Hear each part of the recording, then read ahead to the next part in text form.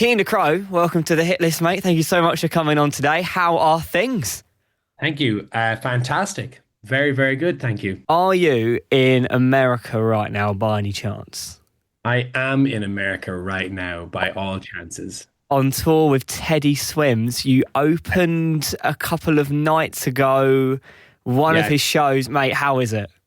amazing. I mean, I did all of the UK and Europe with Teddy, which was amazing. So much fun.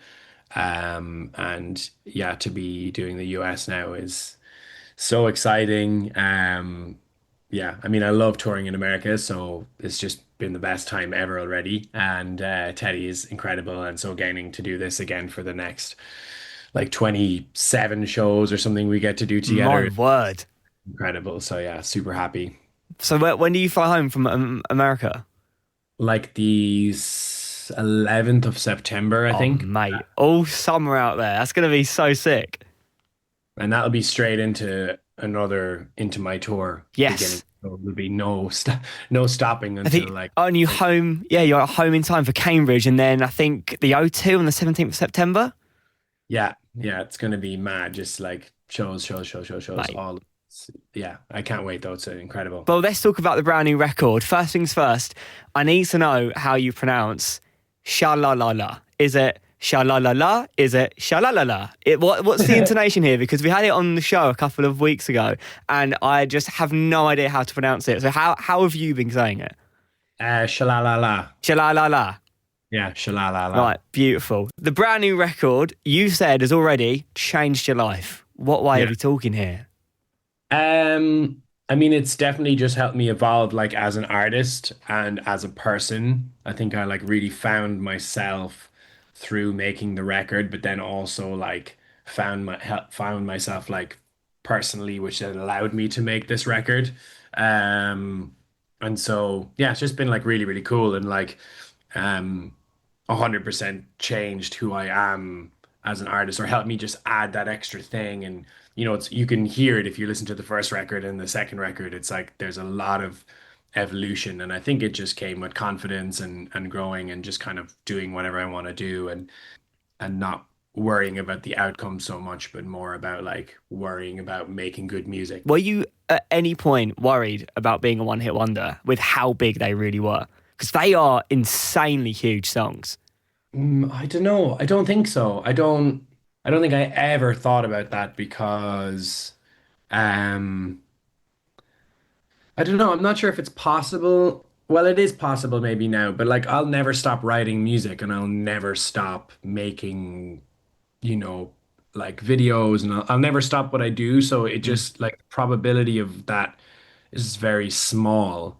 So I just kind of imagine I never really thought about. I think a lot of people maybe end up in that situation because other people write their songs or they get songs and or it's like a cover of someone else's song or something and then they have a hit and then they don't know how to redo it and then suddenly it's out of their hands and Mm. but for me I feel like it's very much in my hands so it's kind of always been up to me to like write the songs and and I don't think I'll never stop writing songs. I'll never stop making music. I'll never stop making albums. And the probability is much higher that that doesn't happen than that it would happen, at least in my mind. So I never really kind of worried about that. But my friend, you are not a one hit wonder. The tracks that I've heard so far from your album are insane. Speaking of your hands, I noticed something. Have you got a new tattoo on your hand?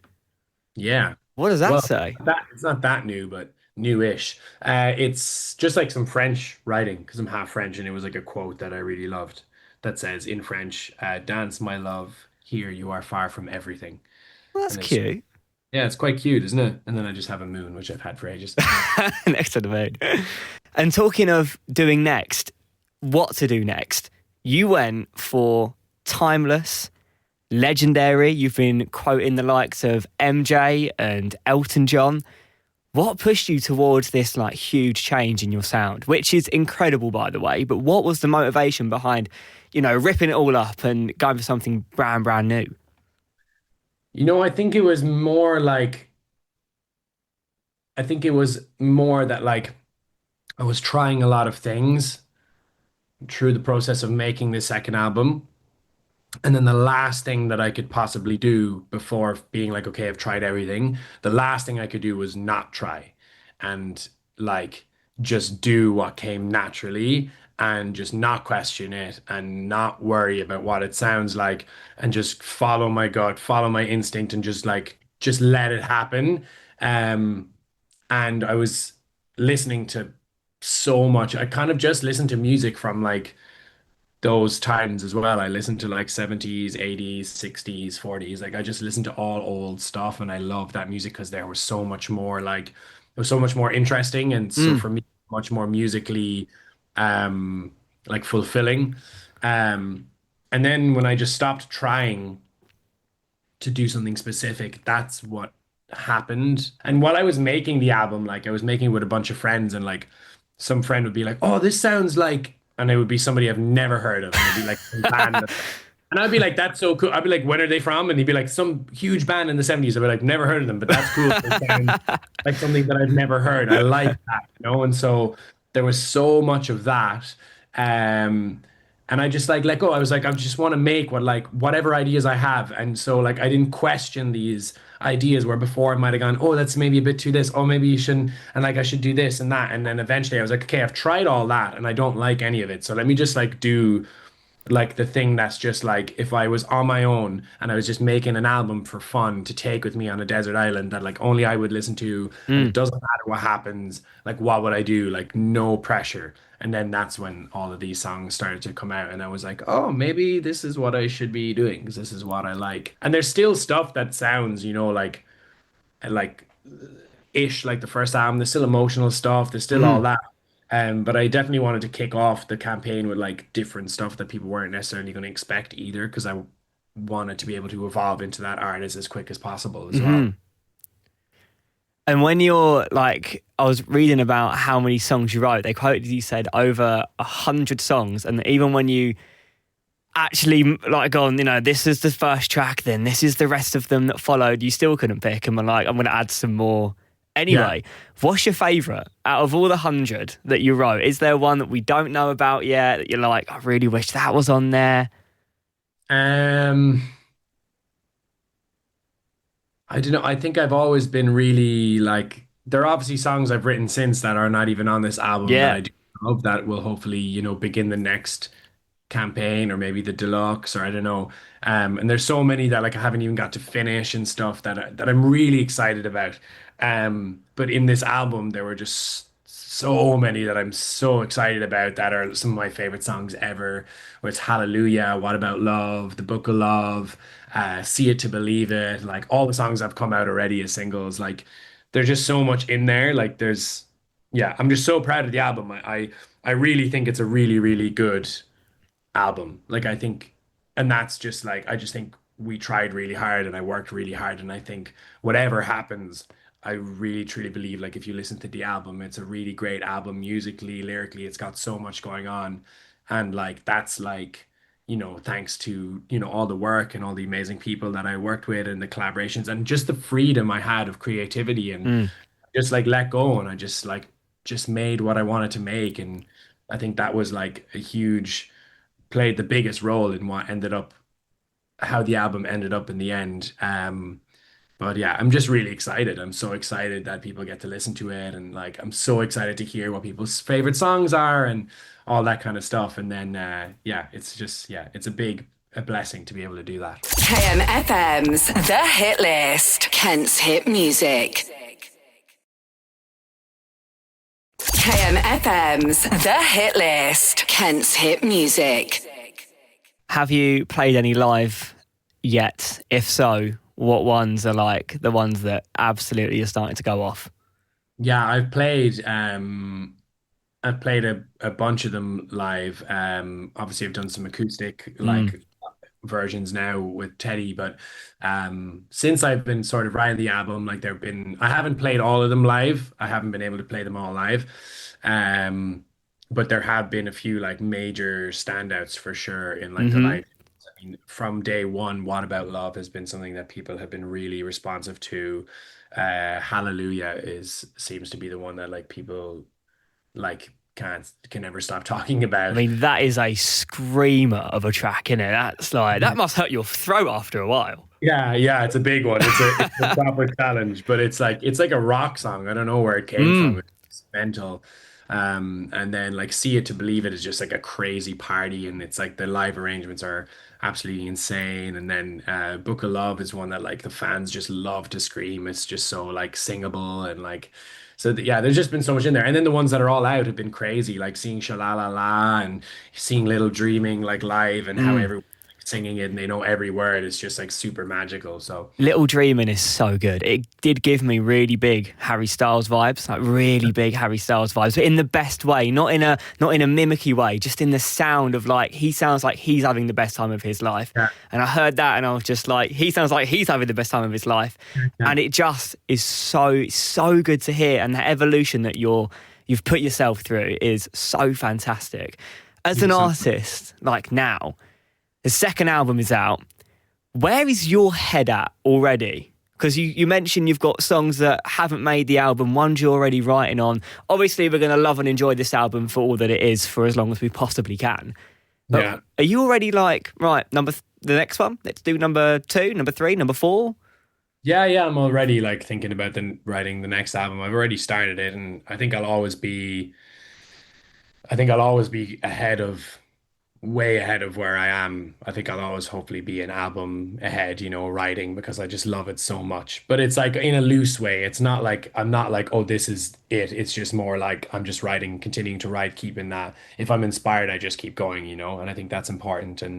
Um and yeah, and then it's just nice to have albums ready and to just be ahead and to be writing because it can take time creatively to find where Mm. you're going and stuff. So I always kind of use the post album kind of time to experiment, work with new people, have a bit of fun, like just kind of like we call it like speed dating a bit, which is kind of like silly. Speed dating. Yeah, because basically, like when you're making music, especially when you at the beginning, I made all my music completely by myself, which was great, and Mm. I loved it, and I still do a lot of that, and a lot of songs are 100% me.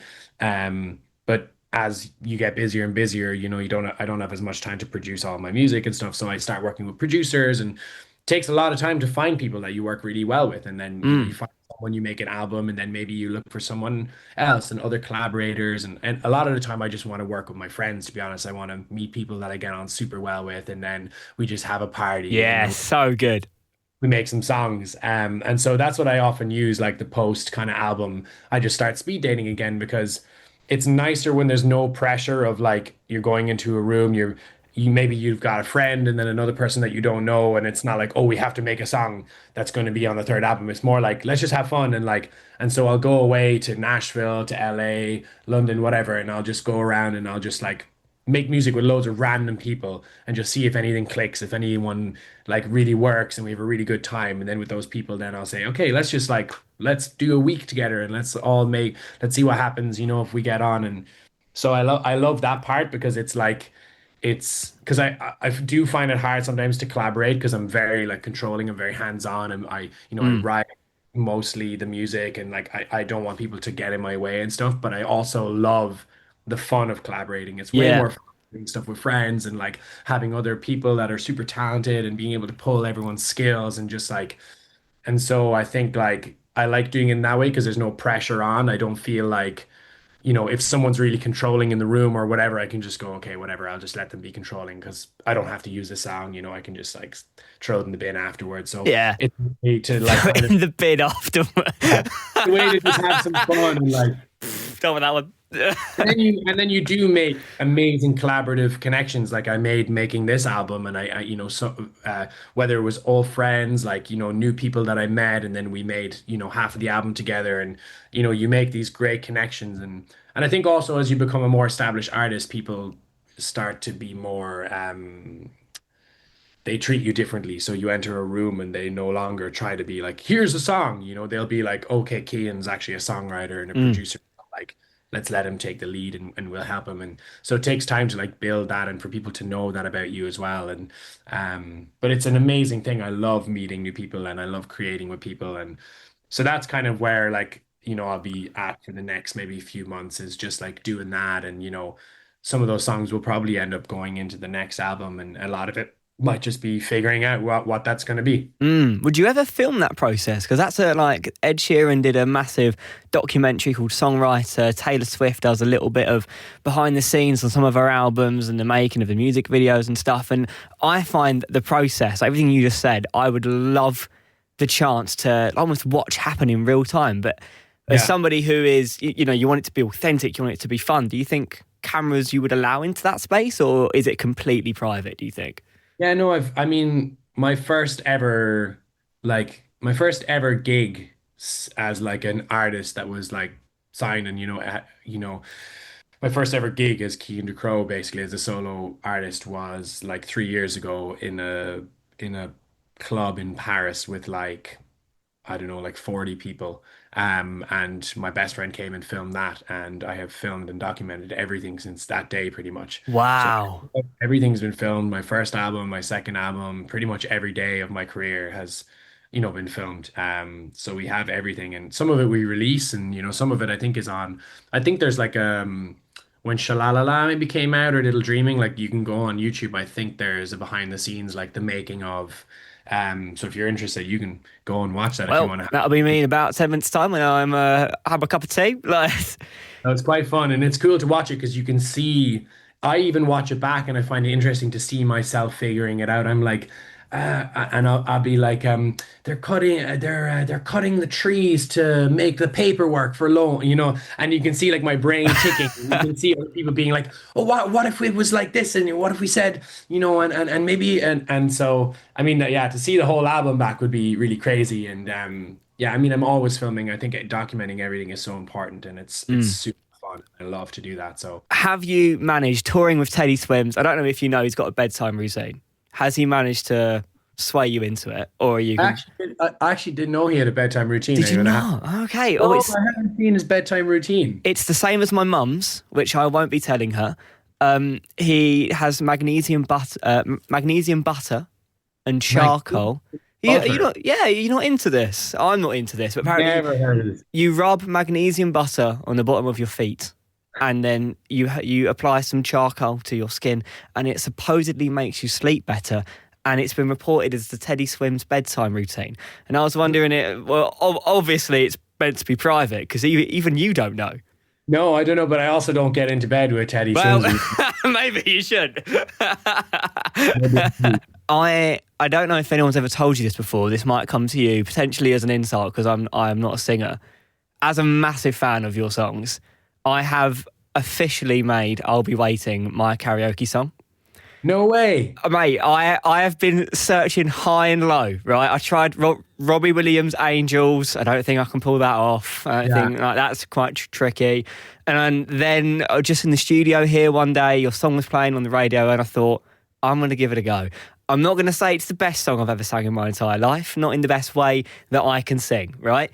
But I really do enjoy it. But I've got I like doing some karaoke, and I was wondering if I could get some tips and tricks for you. How do I not ruin this song? Because I feel like I'm ruining it.